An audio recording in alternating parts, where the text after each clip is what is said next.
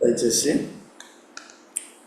Bible పఠనం కొరకు ఇర్మియా 18వ వచనాన్ని చదువుకున్నాం, ధ్యానించుకొని బైబిల్ పఠనాన్ని ముగించుకున్నాం. అప్పుడు జనులు ఇర్మియా విషయమై యుక్తి గల యోచన చేతము రండి, యాజకుడు ధర్మశాస్త్రం వినిపించక మానడు, జ్ఞాని యోచన లేకుండా నుండడు, ప్రవక్త వాక్యం చెప్పక మానడు, వాని మాటల్లో దేనిని వినకుండా మాటలతో వారిని కొట్టుదము రండి అని చెప్పుకొని చూడరు. గతంలో దేవుడు ఇశ్రాయేలీయులు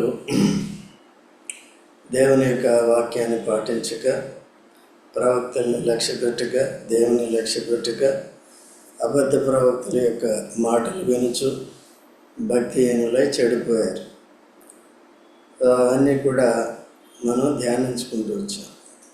వారలాగా తొట్టిల్లిన వారుగా ఉన్నారు, దేవుని కోపాన్ని రేపుతున్నారు. దేవుడు దీర్ఘశాంతం కలిగి తరుణాలు ఇస్తున్నాడు, పదే పదే ప్రవక్త ద్వారా వారితో మాట్లాడుతున్నాడు. అయితే చివరికి ఎన్ని చెప్పినా మీ ప్రవర్తన మార్చుకోండి, మీ నడవడిని భక్తిహీనత నుండి భక్తిలోకి రండి అని వారికి చెప్తే, వారి చివరికి వారు ఏం డిసైడ్ చేసుకున్నారు? ఎవరు? ఇశ్రాయేలు ప్రజలు. కొన్నిసార్లు విశ్వాసులు కూడా అలాగే మారిపోతారు.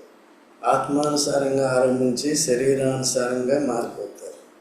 ఆత్మానుసారులు ఆత్మీయ జీవితంలోనే పరిపూర్ణతలోకి వెళ్ళాలి. ఆత్మీయంగా ప్రవర్తించినప్పుడే పరిపూర్ణతలోకి వెళ్తారు. అందుకనే సరిగా బోధ వినకపోతే, లేకపోతే విన్న బోధని బట్టి మనం విశ్వసించి దేవుని భయభక్తులు కలిగి దాన్ని పాటించకపోతే మనం కూడా శరీరానుసారం అయిపోతాం. దినాలు సంవత్సరాలు గడిచిపోతాయి. అందుకనే పౌలు హెబ్రీలో ఏమంటాడంటే 5:13 ఏమంటాడు తెలుసా? 5:13 మరియు శిశువే కనుక లేనివాడే ఉన్నాడు. ఇంకా వయసు వచ్చిన వారు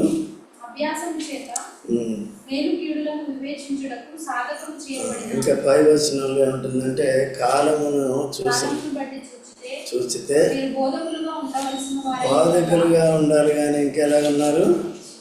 శిష్యులు, పసిపిల్లల్లాగా ఉన్నారు. క్రీస్తున్నారు అంటే ఆత్మీయ పసితనము, ఆత్మీయ అజ్ఞానము అన్నారు. ఇంకా వారు ఎదుగుదల అనేది లేదన్నమాట. అలాగే మనలో చాలామంది కూడా అలాగే ఉంటూ ఉంటారు. ఆదివారం కనబడతారు, మిగిలిన రోజులు కనబడరు. వాక్యం ఉన్నప్పటికీ కూడా శ్రద్ధగా ఉండరు. కంటిన్యూటీ అనేది కూడా ఉండదన్నమాట. ఈ బైబిల్ పఠనం అనేది కంటిన్యూటీ ఉండాలి కదా. మనం ప్రతిరోజు కూడా మీటింగ్లు ఉన్నప్పుడు ప్రతి దాంట్లో కూడా, అంటే నేను తీసుకునే వాక్యం అన్నీ కూడా బైబిల్ పఠనాలే కదా. ఒకరోజు సంఖ్యాకాండం, ఒకరోజు ఇర్మియా, ఇంకో రోజు ఎజ్రా, ఇంకో రోజు హెబ్రీ పత్రిక, కొత్త నిబంధనలు, అలాగా ఉంటాయన్నమాట.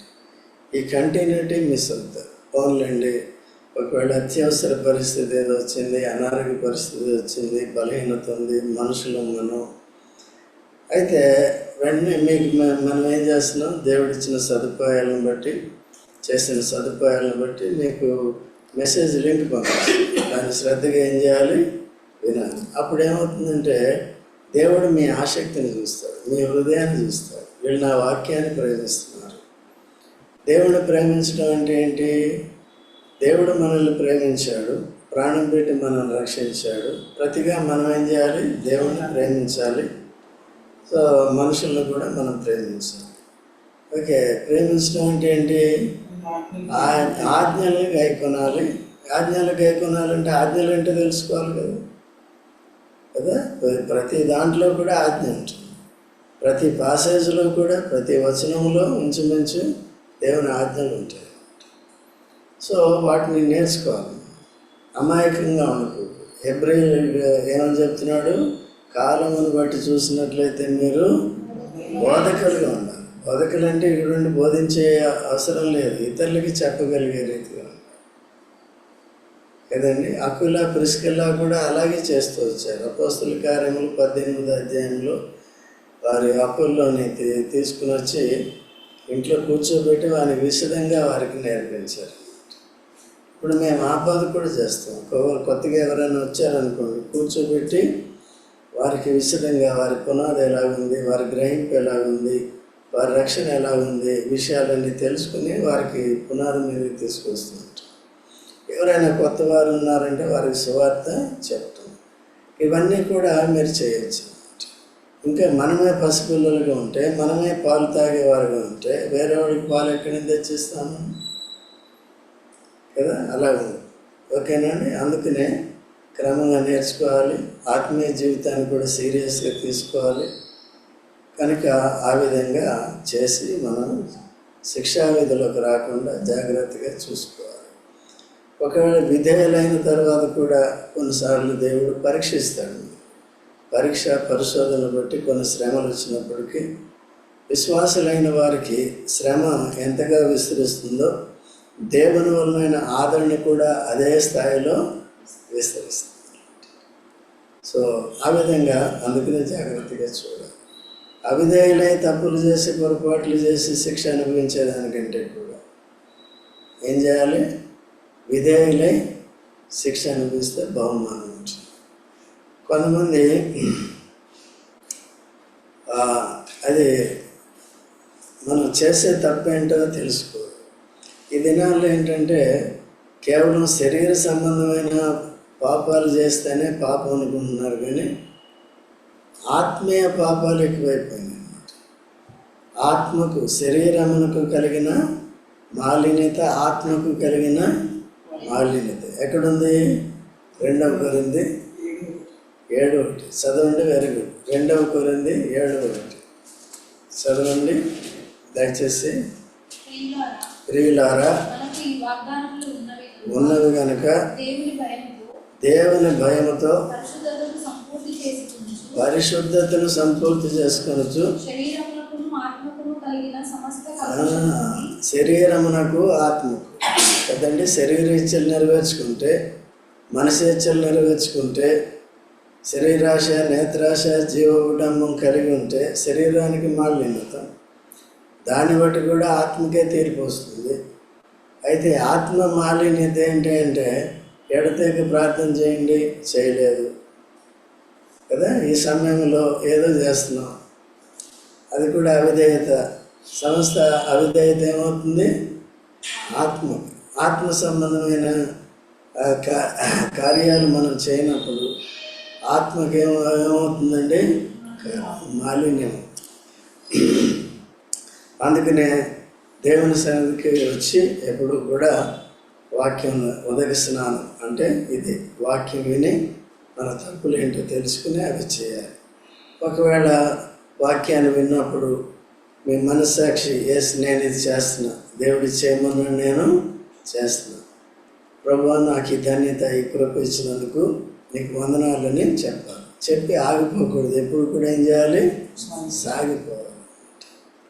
కొంచెం చిన్న అవకాశం ఉంటే మనం తప్పిపోయేవారుగా ఉంటాం. మాలిన్యం ఎన్ని రకాలుగా వస్తుంది? శరీర మాలిన్యం, శరీర తత్వాన్ని బట్టి. ఆత్మ మాలిన్యం, ఆత్మీయంగా దేవుడికి చేయవలసిన సేవ చేయకపోవటం, వాక్యం వినకపోవటం. సో తర్వాత వాక్యానుసారంగా జీవించకపోవటం. ఇశ్రాయేలు చేసిన పాపం అంతా ఏంటి? ఆత్మానుసారమైంది ఎక్కువగా. దేవుడు ఆ విగ్రహం చేసుకోవద్దంటే అదే చేశారు కదండి. అవే చేస్తూ వచ్చారు. అంటే భౌతికమైన ఆశలు కూడా ఉంటూ వచ్చాయి వాళ్ళకి. నేటి దినాల్లో మనం కూడా అంతే. చూడండి, లేవియాకాండం 11వ అధ్యాయము 10వ వచనం చదవండి.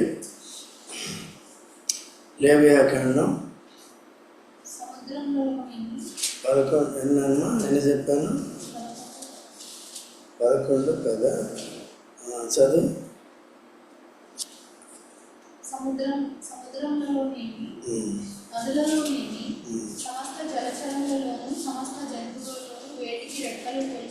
కాదు, 10 చదవము. మీరు ప్రతిష్ఠింపబడిన దాని నుండి ఆ, అపవిత్రమైన దాని నుండి పవిత్రమైన దానిని వేరు చేయుటకును ఆ, యెహోవా మోషే చేత ఇశ్రాయేలీయులకు ఆజ్ఞాపించిన సమస్త విధులను ఆ. మీరు వారికి బోధించుటకును ఇది మీ తరములకు నిత్యమైన కట్టడ. నిత్యమైన కట్టడ కదండి. ఇప్పుడు మోషే వాళ్ళందరికీ ఏం చేశాడు? దేవుని ఆజ్ఞలన్నింటినీ వారికి బోధించాడు కదా. యాజకులు కూడా వారికి బోధిస్తూ వచ్చారు. అయితే ఇక్కడ ఏముందంటే పవిత్రమైన దాని నుండి మీరు ప్రతిష్ఠింపబడిన దాని నుండి లౌకికమైన దానిని, ఆ, అపవిత్రమైన దాని నుండి పవిత్రమైన ఆ, దానిని ఒక్కొక్కటి వేరు ఒక్కొక్కటి చెప్పు.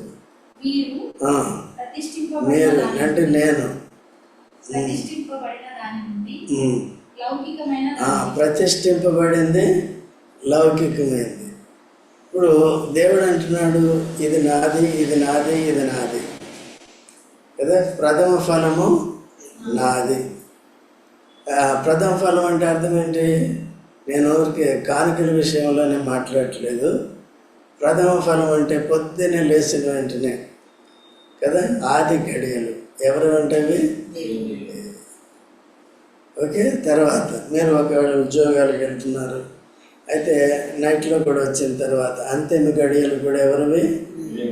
నేను ఆది అంతం. అట్లా దీని ఆరంభంలో దేవుడితో ఆరంభించాలి. దీని ఆరంభంలో దేవునితో అంటే దేవుని వాక్యంతో ప్రార్థనతో ముగించటం, దేవునితో ముగించడం. అంటే ఊరికి ఏదో చదివేశానని చెప్పుకోవటానికి కానీ దాంట్లో ఉన్న ఆజ్ఞలు ఏంటి, సో ఆజ్ఞలు నేను నెరవేరుస్తున్నాను లేదా అనేది పరీక్షించుకుని సరి చేసుకోవాలి. అయితే మనలో కొంతమంది ఏం చేస్తారంటే లోపం ఉందని తెలుసు, అది పాపం అని తెలుసు, అప్పటికప్పుడు ఒప్పుకుంటారు కానీ మళ్ళీ అదే కంటిన్యూ చేస్తారు. ఒకవేళ చేయలేకపోతున్నాం అనుకుంటే ఏం చేయాలి? తీర్మా ప్రభువా నాకు సాయం చేయి అంటే నిజమైన మనసుతో, మనస్సాక్షితో నాకు దీని నుంచి విడుదల అనుగ్రహించు, నేను నీ కొరకు సమర్పించుకుంటాను, నీ కొరకు ఇది చేస్తాను, వేకువనే లేస్తాను నేనేం చేయాలి? అందుకని పౌలు అంటాడు రోమ 7వ అధ్యాయంలో తినవసరం లేదు, ఏమంటాడు తర్వాత చూసుకోండి 7:14 నుంచి ఉంటాయి అనమాట. నేనేదైతే చేయాలనుకుంటున్నానో అదేం చేస్తున్నాను? చేయలేకపోతున్నాను. అర్థమైందండి?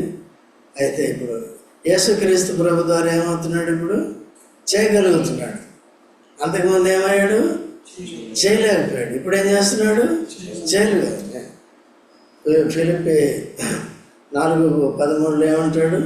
నన్ను బలపరచువాని మూలంగా నేను సమస్తమును. ఊరిగా ఒట్టి మాటలు చెప్పాడా? నిజంగా చేశాడా? చేశాడు. ఏంటి ఆయన చేసినవి? సంఘం కొరకు పడిన పాటలు, సంఘం కొరకు పడిన శ్రమలు. యేసుప్రభు ఏమని చెప్పాడు అననీయకి తన విషయంలో? చూడండి అమ్మా, అపోస్తల కార్యములు నేను ఏర్పరచుకున్న సాధనమై ఉన్నాడు. చదవమ్మా 9వ అధ్యాయము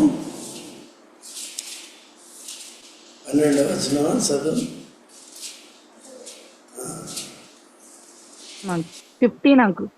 15 చదవమ్మా. అందుకు ప్రభువు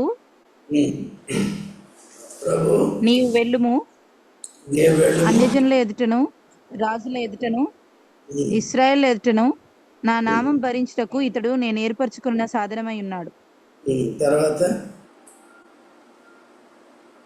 ఇతడు నా నామం కొరకు ఎన్ని శ్రమలు అనుభవింపవలనో నేను ఇతనికి చూపుదునని అతనితో చెప్పాను. యేసు నామాన్ని ప్రకటించడానికి, యేసు నామాన్ని ధరించడానికి, యేసు నామాన్ని భరించడానికి కదా ఎన్ని శ్రమలు అనుభవించాలో నేను ఆయనకి చూపిస్తున్నాను. ఎందుకంటే చక్కగా బోధ చేస్తున్నా, పరిచర్య చేస్తున్నా, వాక్య పరిచర్య చేస్తున్నా స్టెఫెన్ ఏం చేశాడంటే రాళ్లతో కొట్టేసి చంపించేసాడు. పత్రికలు తీసుకొచ్చి ప్రభుత్వం దగ్గర లెటర్ ఆఫ్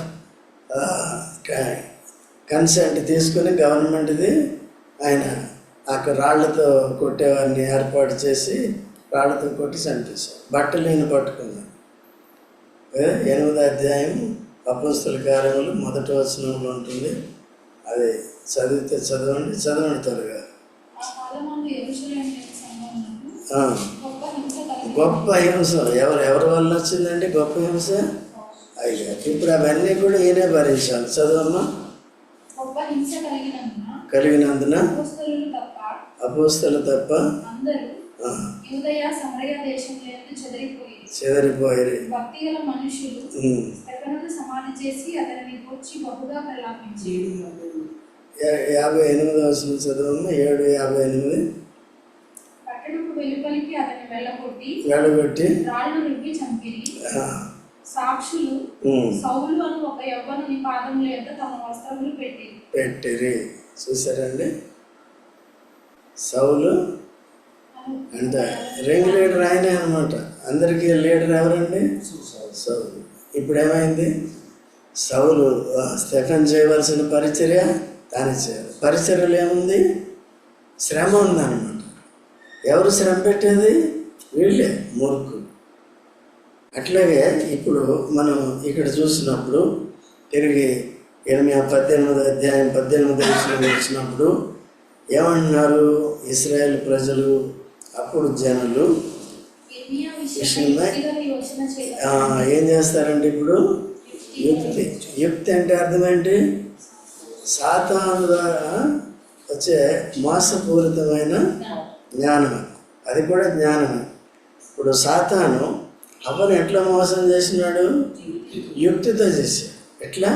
వాడి కోపం ఏమీ లేదు, ఎంతో సహనంగా ఎంతో ప్రేమగా చెప్పాడు. అమ్మా, అవ్వమ్మా, ఈ పండు తినకూడదా? తినకూడదండి, దేవుడు చెప్పాడు ఇది తినొద్దు, ఇది తప్ప ఏదైనా తినొచ్చు అన్నాడు, ఇది తినకూడదండి. ఏమవుతుంది తింటే? చచ్చిపోతాం. ఏమన్నాడు వీడు దొంగడు? అదే యుక్తి. ఎందుకు? వాడిని దోచుకోవటానికి. అదే మన మనసుల్లో కూడా వాడే పని చేస్తూ ఉంటాడు. అందుకని అవిధేయత చూపిస్తూ ఉంటాడు. దేవుని ప్రజలుగా ఉండాలి. దేవుని ప్రజలు ఆరంభించిన చోట ఎలాగ ఉన్నాం అలాగే ఉండకూడదు. దినదినాభివృద్ధి కలిగి ఉండాలి. అర్థమైందండి? అదంతా కూడా వాక్యం ద్వారానే వస్తుంది. వాక్యము ప్రార్థన, వాక్యము ప్రార్థన. ప్రార్థన చేయటం కేవలం శరీర విషయాల కొరకు కాదు. కేవలం అందుకనే మన వాళ్ళకి అనారోగ్యంగా ఉన్న వాళ్ళ కొరకు, ఇబ్బందుల్లో ఉన్న వారి కొరకు ప్రార్థన చేసేటప్పుడు వాళ్ళ ఆత్మీయ స్థితి కొరకు కూడా ప్రార్థన చేయాలని చెప్తాను. నేను గమనిస్తూ ఉంటాను ఎవరి ఆత్మీయ స్థితి ఎలా ఉంది.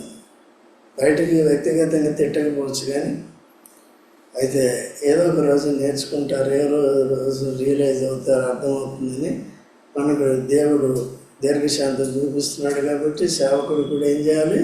చూపించి అలా చేస్తాం. అర్థమైందా? వాళ్ళు ముందు ఆత్మీయ జీవితం సరి చేయకూడదు. అప్పుడు శరీరంలో ఏమిస్తాడు దేవుడు?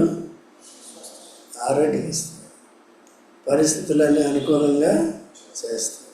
ఓకేనా? లేకపోతే సాతానుడు పని చేస్తాడు. వాడి పని ఏంటి? విభజించటం. దేవుని నుంచి వేరు చేస్తాడు, కుటుంబాలను వేరు చేస్తాడు, లేదా విశ్వాసుల సంఘం నుండి వేరు చేస్తాడు, సహవాసం నుండి వేరు చేస్తాడు. మన బలం ఇది సహవాసం. ఎవరితో సహవాసం? తండ్రి అయిన దేవుడు, కుమారుడైన యేసు ప్రభు, పరిశుద్ధులైన సంఘం. పరిశుద్ధులు అంటే ఎవరు? విని భయపడి సరి చేసుకుని పరిశుద్ధతలో పరిపూర్ణులు అవుతున్నారు. ఇందాక ఏం చదివామండి? దేవుని భయం వల్ల పరిశుద్ధతను సంపూర్తి చేసుకొనొచ్చు, లేదా శరీరమునకు ఆత్మకు కలిగిన మాల్యము నుండి మనం విడుదల పొందాలి. దినదినము కూడా ఆ రీతిగా దేనికి మాలిన్యం కలుగుతుంది? కేవలం శరీరానికే కాదు. దేని కొరకండి? యుక్తి. ఈ దినాల్లో మనం యుక్తి అనేది వాడకూడదు. ఎప్పుడు కూడా యుక్తి అంటే అర్థం ఏంటి? లేని దాన్ని కల్పించి చెప్తాం.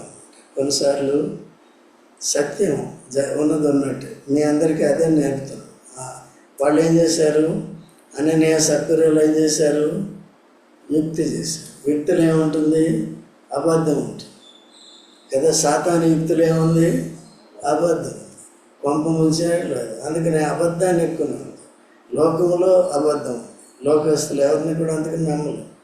అయితే ఇర్మియా ఏమంటాడు? ఇర్మియా గ్రంథంలో అందులో చూసాం 9:4 ఏమంటాడు? ఏ సహోదరునైనను నమ్మవద్దు, ప్రతి సహోదరుడు తంత్రగొట్టి పొరుగు అని కొంపే ముంచేస్తాడు. ఈయన అందుకనే ఇంకా యుక్తి ప్రదర్శించే వారిని కూడా నమ్ముకో, వారిని దేవుడు కూడా నమ్మదు. అననీయ సబ్బరు ఏం చేశారు? సేవకుడు వచ్చి, పేతురు వచ్చి, అమ్మ ఇంత ఇచ్చారు, ఇంతేనమ్మా తీసుకునేది అని అయ్యగారిని అడిగాడు. ఇంతేనండి అంటే, ఎందుకు నేను పరిశుద్ధాత్మకి విరోధంగా సాతాను నిన్ను మోసపుచ్చాడు. నీ దగ్గర ఉన్నప్పుడు నీదే కదా, యథార్థంగా చెప్పాలి. అదే మాకు కొద్దిగా డౌట్ ఉంది, తర్వాత మా భవిష్యత్తు ఏమవుతుందో మేము ఇంతే ఇస్తాం అని చెప్తే ఆయన పరిష్కారం చెప్తాడు. ఎవరు పరిష్కారం చెప్తారు? పేతురు పరిష్కారం. నేను కూడా అంతే. అందుకని ఉన్నట్టుగా ఒప్పుకో. ఈ పిల్లలకు కూడా అదే నేర్పుతాం. ఏ నాకు ఉన్నాడు అనుకో, ఎప్పుడు ఏది అడిగినా సరే ఏం చెప్పాలి? ఉన్నట్టుగా. ఎందుకు లేటుగా వచ్చావు అంటే ఉన్నట్టుగా చెప్తాను. కొన్నిసార్లు బాత్రూమ్కి వెళ్ళాను, లేట్ అయిందంటే కదా, అలాంటి ఎమర్జెన్సీస్ ఉంటాయి. కొన్నిసార్లు స్టార్ట్ అవుతాం, ఏదో ప్రాబ్లం వస్తుంది, అది కూడా అలాగే చెప్తాం. ఓకేనండి? అట్లా జాగ్రత్తగా ఉన్నట్టుగా చెప్పాలి. దేవుడి దగ్గర కానీ, దేవుని సేవకుల దగ్గర కానీ, దేవుని బిడ్డల దగ్గర కానీ, ఎక్కడైనా సరే అది మనం నేర్చుకోవాలి కదా, అట్లా ఉండాలి. సో కాబట్టి అలా తగ్గించుకోవాలి. లేకపోతే ఏమవుతుంది?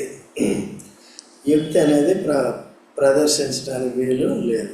అయితే వీరు యుక్తి గల యోచన చేతులండి. ఎవరికండి నష్టం? యుక్తి గల యోచన చేస్తే ఎవరికి నష్టం? వాడికే నష్టం.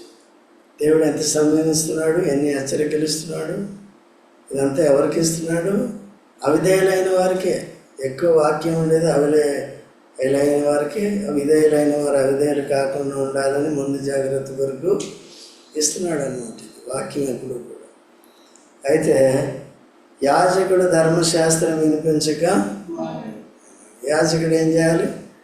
దేవుడు చెప్పిన మాటలు వెంటనే ఏం చేయాలి? వారికి చెప్పాలి. దేవుడు చెప్పాడు నేను చేయనంటే, ఇప్పుడు నేను కూడా అలాగే చేశాను అనుకో, వాక్య పరిచర్య చేయకుండా నాకు కూర్చున్నాను అనుకో, హాయిగా ఇక్కడికి అక్కడికి వాళ్ళు పిలిస్తే వెళ్ళిపోయాను అనుకో, నాకు ఇచ్చిన మందని నేనేం చేసినట్టు? నిర్లక్ష్యం చేసినట్టు. ఈ దినాల్లో కూడా అట్లా సాతానుడు ఏం చేస్తున్నాడంటే, ఇప్పుడు ఉన్న వాళ్ళంతా పాస్టర్లు, అంటే స్థానిక సంఘానికి సేవకు, వాక్య సేవకు, లేకపోతే సంఘాన్ని క్రమశిక్షణలో పెట్టి నడిపించే సేవకు. వీళ్ళు ఏం చేస్తారంటే, వీళ్ళు పిలుస్తారు, వెళ్ళిపోతుంటారు. ఇక్కడ ఉండేది తక్కువ. ఎక్కడ ఉంటారు? బయటికి. అనేకమైన ఆకర్షణలు ఉంటాయి, అడిషనల్గా డబ్బు కూడా రావచ్చు ఇవన్నీ. అంటే వాళ్ళు నేరం చేయట్లేదు, నేరస్థాపన చేయట్లేదు, కానీ అలా జరుగుతుందంటే ఆ సేవకులు గ్రహించలేకపోతున్నారు, లేకపోతే విశ్వాసులు గ్రహించలేకపోతున్నారు. కొంతమంది నాకు కంప్లైంట్ చేస్తూ ఉంటారు సంఘాల్లో విశ్వాసులు, మా సేవకుడు ఉండనే ఉండదండి, ఏం చెప్పుకుందామన్నా కుదరదండి. ఆ సేవకుడు ముందు నమ్మకం సరిగా ఉండాలి, మీ అందరికీ కాన్ఫిడెన్స్ ఉండాలి కదా, వాక్యాన్ని సరిగా చెప్పాలి. రెండోది ఆయన ప్రార్థనాపరుడుగా ఉండాలి, దేవుడు అంగీకరించేటట్టుగా చేయాలి. అందుకని మేము ఉన్నట్టుగా దేవుడు ప్రార్థన చేస్తుంటే వెంటనే ఆలకిస్తున్నాడు. తర్వాత కొంతమందికి శ్రమలు కొద్దిగా కంటిన్యూ అవుతున్నాయి. కారణం ఏంటి? సరిదిద్దుకునేది ఉందన్నమాట. ఓకేనా? అట్లా ఉండి సరిగ్గా చేసుకోవాలి. ఇక్కడ ఎవరున్నారండి? వాళ్ళు ఏమని గ్రహించారు? యాజకుడు ధర్మశాస్త్రమును బోధించక అన్నాడు. కాబట్టి ఎప్పటి వరకు బోధిస్తాడు? విధేయులయ్యే వరకు బోధిస్తాడు. విధేయులైన తర్వాత కూడా ఏం చేయాలి? తర్వాత ప్రవక్త వాక్యం చెప్పక మానడు, జ్ఞాని యోచన లేకుండా. అంటే అర్థం ఏంటి? ఇప్పుడు టైటస్ ఆత్మీయంగా ఎలాంటి వాడు, భౌతికంగా ఎలాంటి వాడు నాకు తెలుసా లేదా? నా గురించి నీకు తెలుసా లేదా? కొంతవరకు తెలుసు కదా. ఇప్పుడు నీకు వంశీ యోచన నాకు తెలుసా లేదా, నీ గురించి తెలుసా లేదా? కాబట్టి దాన్ని బట్టి వాక్యం. సండే ఒకవేళ బయట నుంచి వచ్చారనుకో, పరిశుద్ధాత్మ వారిని నడిపిస్తే బోధలో సో కరెక్ట్గా చెప్తారనమాట. అంటే మీ సమస్యలు వాళ్ళకి తెలియకుండా చెప్తారు. కొంతమంది లేదు ఏదో ఎవరి దగ్గర విన్నవి రాసుకుని అవే ఇక్కడ వచ్చి బైబిల్లో పెట్టుకుని అవే రిఫరెన్స్లు చెప్పి అవే తలంపులు చెప్పి చెప్తారు. వీళ్ళకి యాక్చువల్గా మెచ్యూరిటీ లేదు, వీళ్ళకి యాక్చువల్గా అనుభవ జ్ఞానం లేదు. ఓకే, అదే నడుస్తుంది, పర్వాలేదు. మీరు చూసుకున్నది ఏంటి? కొత్త బోధకుడు కావాలి కదా, కొత్త బోధకుడు. అందుకనే కొన్నిసార్లు అప్పుడప్పుడు మారుస్తూ ఉంటాం. అయితే ఏ బోధకుడు ఉన్నప్పటికీ కూడా వాక్యాన్ని మనం ఏం చేయాలి? వినాలి, అర్థం చేసుకోవాలి. అది సరైన వాక్యం అనుకున్నప్పుడు, అది సత్యవాక్యం అనుకున్నప్పుడు దాన్ని వెంటనే మనం ఏం చేయాలి? అయితే యుక్తి ప్రదర్శన చేస్తాం. ఏంటి యుక్తి? కొన్నిసార్లు ఏం చేస్తామంటే ఈ ప్రవక్తను యాజకుడు యుక్తిగా ఏంటిది? యాజకుడు ధర్మశాస్త్రం వినిపించి మానడు, జ్ఞాని యోచన లేకుండా. జ్ఞాని అంటే ఎవరు? వాక్య పరిజ్ఞానం కలిగిన వాడు, దేవుని దగ్గర నుంచి వాక్యము పొందేవాడు, ఈయన జ్ఞాని. ఏం యోచన లేకుండా ఉండడు. కాబట్టి కొన్నిసార్లు వేషధారణ చూపిస్తాం, మీరెవరో తెలియకుండా. ఇప్పుడు సురేష్ ఎవరో ఆయన నిజమైన స్వభావాన్ని కప్పిపెట్టుకోవటానికి యుక్తిగా ఏదేదో మాట్లాడుతూ ఉంటాడు. యుక్తిగా ఏదేదో నిజం కాదు, ఊరికే చెప్తున్నాను. నువ్వు మంచోడు, ఓకే నేను చెప్పాను, మీరంతా మంచోడు కొంతమంది ఉంటారు. కాబట్టి అట్లా చేసుకోకూడదని నేను చెప్తున్నాను. ఇప్పుడు బాగానే ఉన్నారు, రేపుడు సైతం కూడా యుక్తి అనేది ఇది సాతాను సంబంధమైనది. మనది పరసంబంధమైన జ్ఞానము. మొదట పవిత్రమైనది. యాకోబు 3:17 ఉంటుంది. మొదట యుక్తి ఉపయోగించుకోండి. ఎందుకు రాలేదంటే ఎందుకు రాలేదని ఖచ్చితంగా చెప్పాలి, అంతే. దాంట్లో తప్పే ఉంది. నేను కూడా హ్యాపీ, సత్యం చెప్పాడని ఓకే అని వదిలేస్తాను. ఓకే, అది కాబట్టి జ్ఞాని యోచన లేకుండా, అందుకనే ఎవరేంటో కూడా తెలుసుకోకుండా ఉండము. మీరు గురించి మీరు చెప్పవలసిన పని లేదు. అర్థమవుతుందా? మీ ఆత్మీయ కొరత, మీ భౌతిక విషయాలు అన్నీ కూడా మాకు తెలుస్తాయి. దాన్ని బట్టే ప్రార్థన చేయటం జరుగుతుంది. ఓకేనండి, మీకు కూడా ఇలాగ ప్రార్థన చేయమని చెప్పేది. అందుకనే ఎందుకు చెప్తున్నాం మీకు అందరికీ యోచన ఉండకపోవచ్చు. ఎందుకంటే కాపరి పరిచయం మీకు లేదు కాబట్టి ఎవరేంటో మీకు తెలియదు. కాబట్టి మేము వారి గురించి ఏం చేస్తాం? చెప్తాం. మీ గురించి కూడా చెప్తాం. చెప్పినప్పుడు వారి వరకు అలా ప్రార్థన చేస్తాం. ప్రవక్త వాక్యం చెప్పకుండా దేవుడు చెప్పిన మాటలు చెప్పాలి. చెప్పకపోతే ఈయన లెక్క చెప్పాలి. వాడి మాటల్లో దేనిని వినకుండా మాటలతో, దేవుని మాటలు వినకుండా ఇర్మియా ద్వారా మాటలతో వాడిని కొట్టి. ఏ మాటలండి ఇవి? ప్రవక్తకి విరోధంగా మాట్లాడటం, దేవుని మాటలు వినకుండా చెవులు మూసుకోవటం. రెండోది పైకి ఏంటి? మాటలు. ఏం మాటలు వస్తాయి వాళ్ళకి? ఒక వ్యక్తిని ఎదిరించాలంటే ఏం మాటలు వస్తాయండి? బూతులు వస్తాయి కదా, ఇష్టం వచ్చినట్టు మాట్లాడతారు. చూడండి 2 తిమోతి 4:3 చదవండి. 2 తిమోతి 4:3.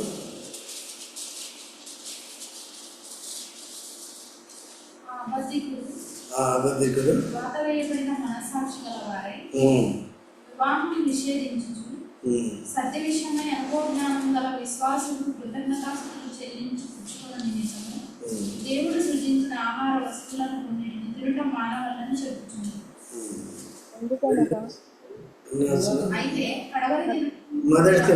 మొదటి తిమోతి రెండో తిమోతి అంకుల్ 4:3 అంకుల్. అబ్బా ముంచేవనా ఎందుకనగా జనులు హితబోధన సహింపక దురద చెవులు గలవారై